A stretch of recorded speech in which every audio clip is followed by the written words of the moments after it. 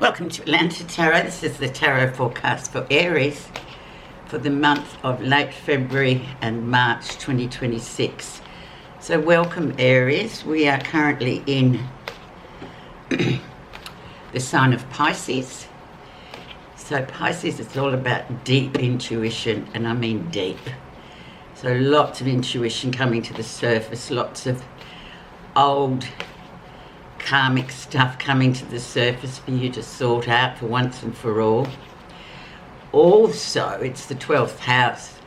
Pisces rules the 12th house, and you're in your 12th house. That's where you are. So it's very important what goes on this month in terms of your intuition, messages you may be receiving through dreams or just in the daytime, that just things pop into your head.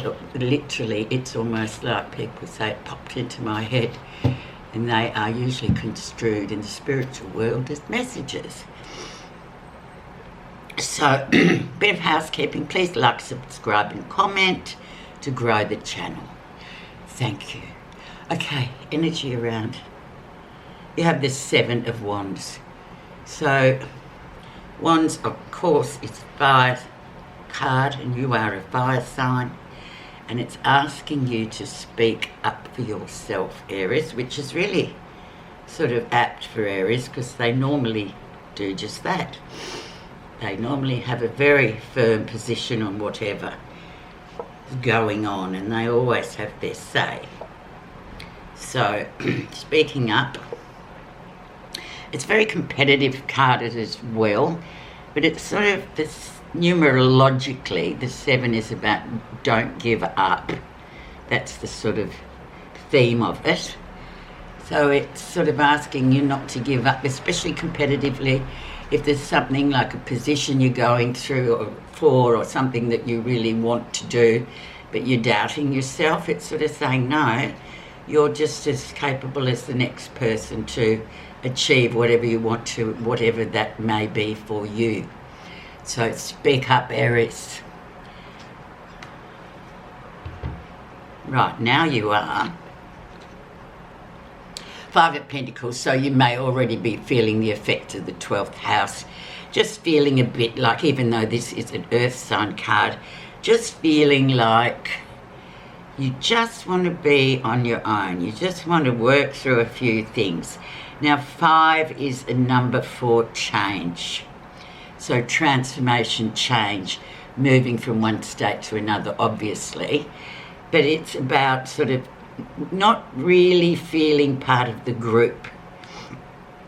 So if you do feel like that, plus you've got the 12th house on that plate as well, which can make it double the trouble, just go with it, because it's a time where you're just sort of recapping the last 12 months, really, and then next month after this is your birthday month. So it's like a recap of everything that's been going on, particularly karmic events, things that have happened, resolution for problems, all that they sort of come up to the surface, and it's a water sign, Pisces, so there you have it. It's very fluid most of the time. Okay, so fear not if you feel like just sequestering yourself away from the madding crowd. This is what's supposed to happen. So you can sort of come to grips with whatever. It's the out in the cold card, really. So, but you mustn't feel that that's a negative. It's a positive, because it's time just to recollect and reflect. Okay. Let's see if there's anything particular that's brought this on with the influencer or the challenging card. And this challenging card also resonates throughout the reading as well. Very influential position. Oh my goodness. You've got the High Priestess, which is the card for Pisces, funnily enough. So High Priestess is deep intuition. It's secret keeping. It's the house of secrets, which is the 12th house as well. It's keeping your own counsel. It's things that you want really to keep to yourself. You don't want to announce to the world this is happening or that's happening. you can feel intuitively that something's coming your way, but you don't want to jinx it. With the High Priestess, it's a deep, deep feeling card, so it's about keeping that to yourself. Secret may be, they call it the House of Secrets, the 12th house, but yeah, it's almost like things that are going on in your internal world that are very sacred. It's a very sacred spiritual card. So I love it for that, and I love it for the fact that it's popped up and you are in your 12th house. Let's have a look at the background and see what's going on there, or what has been going on in the past couple of months.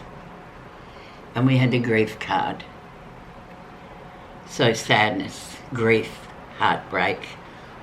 Now this card pops up every now and again during the year at poignant times where those memories of people that have gone to the other world, memories of heartbreak, do sort of descend upon us in quite a brutal way sometimes, that it's like a tsunami of grief sometimes. But it's meant to be sorted through, it's meant to be acknowledged so that you can then move on and heal. So despite everything, it is a healing card, even though it may, or obviously does, bring back memories which you'd rather bury. You can't bury in the 12th house. There is no burying, because you've just got to float these things. You've just got to go with that current, wherever that current's taking you, in the mystical world, so to speak, in the magical world.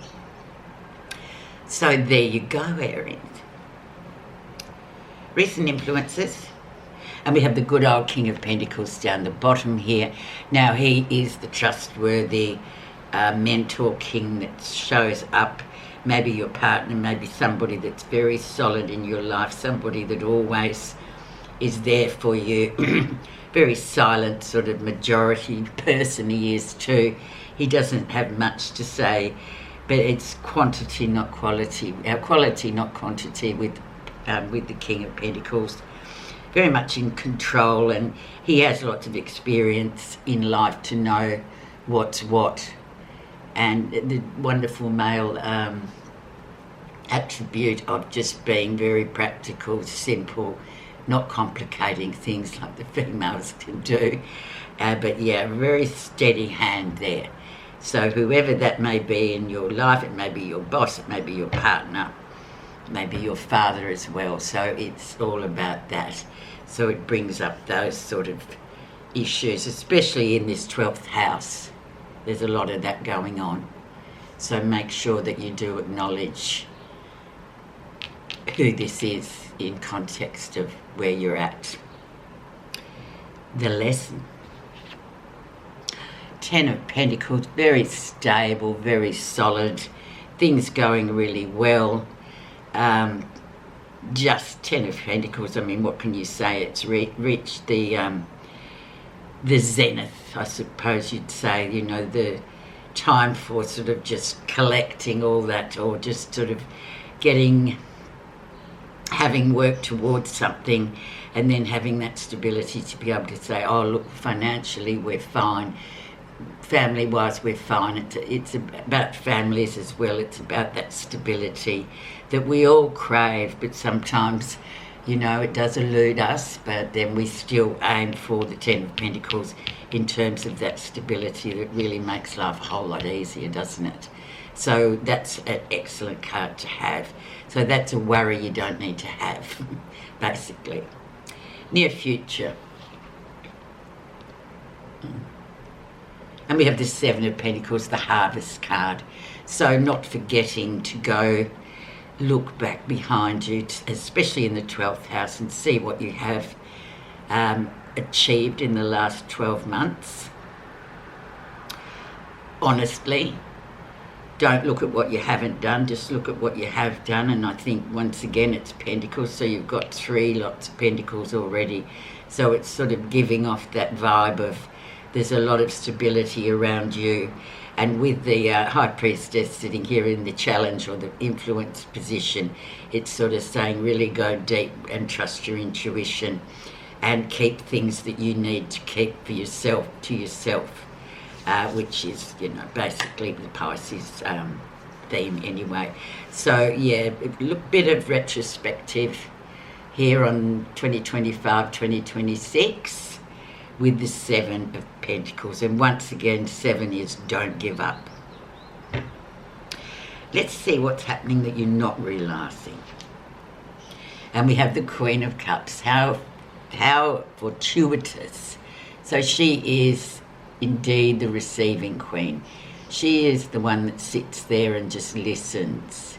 Doesn't have much to say for herself. She just listens to people's problems, to what's going on. She's very wise, very intuitive as well. So she is that type of female, or this is an aspect of your personality that this time of year, or this particular 4 weeks, you really have to draw on her strengths. Listening, being intuitive, especially in the workplace, it's very helpful, I feel too. And Aries is such an independent, out there sign. Very much individualistic, that it is also nice to have that, what would you call it? It's like, it's not a talent, but just that part of yourself that really you can sort of use it in a good way, whereas normally, you know, you're out the front of everything, doing everything. Sometimes we do need to sit back, and what a better place, and no better place in the 12th house to sit back and sort of observe and listen and trust in your intuition. Let's see how others see you. And we have the King of Swords, so very, very much a card of clarity, seeing things very clearly. This also, he can be, or this king can sort of talk about somebody or who is an expert in his field. Is usually someone like a lawyer or a doctor or someone like that that's got a high intellectual ability, but usually someone that we go to like an expert to get advice from, to get clarity about a situation that may be going on, legal or otherwise. Usually he does talk about legal matters. So if any of you do have that's sort of come in to say how others see you. Maybe you do need a bit of that assistance from somebody. Maybe it is a doctor as well that you need to visit, but whatever the problem may or may not be. But that's your expert person, and that's where sometimes we have to rely on them to get that particular advice. That's crucial, especially if you're not well or you're going through some kind of legal issues or impending legal issues. Okay, let's see. Positive feelings. The Hermit. Perfect. Card for Virgo, so the polar opposite of Pisces. Very much the card of wisdom. High intuition once again. He's sort of a very close comrade of the High Priestess. Similar type of energy. He's the one that in the old days that people climbed up the mountain to see about their problems or to find out what would be going on in the future. He was a seer, so the seers were literally the clairvoyant of the time.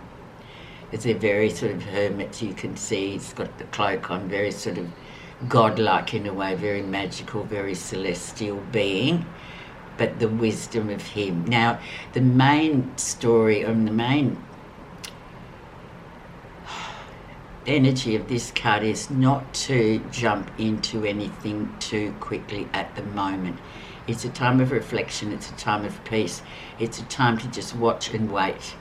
You don't go jumping in or meddling or interfering in anything at this 4 weeks. You just have to sit it out.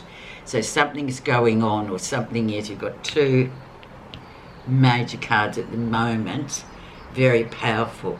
So they're two cards sort of telling you no jumping in, keeping things to yourself, but also being a keen observer of what's going on without words, talking, influencing. All that is off the table this 4 weeks. Okay, let's see the outcome. And we have the beautiful Temperance card, so Divine Time card coming in, beautiful card.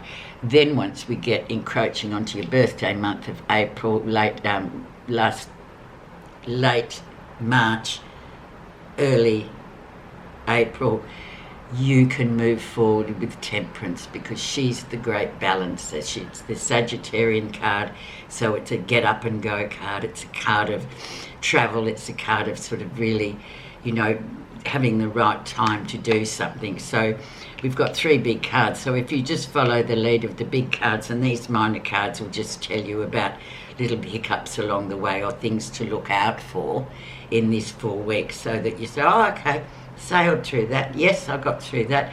Yeah, that was actually quite helpful. So there you go. Thank you so much for listening, Aries. And as usual, I've run over time with you guys. You always get the best because you're the first. Thank you very much for listening.